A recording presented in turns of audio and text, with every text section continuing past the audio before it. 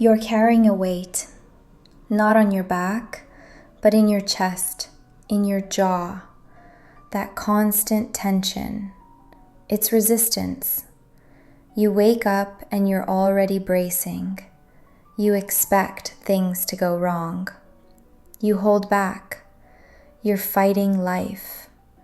Not because you're weak, but because you learned that relaxing isn't safe, that letting go means losing control. But what if that resistance is what's holding you back? Life doesn't need to be wrestled. The moment things start working is often the moment you stop fighting them. This isn't giving up. It's letting go of the inner tension that says everything has to be a certain way. That grip is what makes you feel stuck. When you resist, you block the flow. You block the lessons, the healing. You're so focused on controlling the current, you forget you're in a river. Rivers move when you stop swimming against them. Life flows when you surrender, when you loosen your shoulders, when you stop gripping for answers. The less you resist, the more space you create, the more you can actually feel what's real. In that space, something shifts inside, and that's where the flow begins. Resistance is sneaky. It looks like overthinking, being too busy to feel, planning every detail. These habits you think are keeping you safe are just keeping you stuck.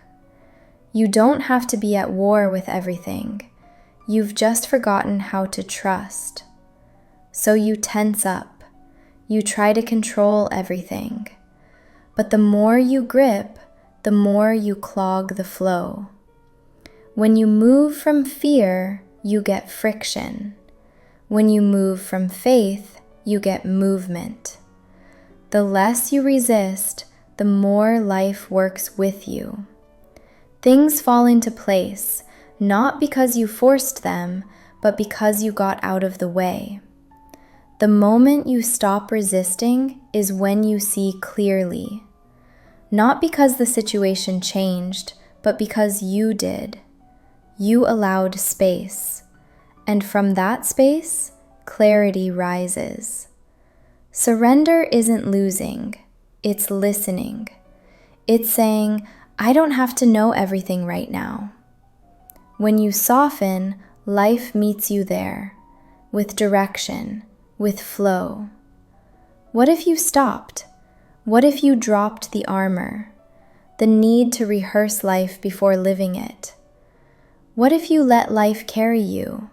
That's the invitation, not to quit, but to stop fighting a current that was never against you.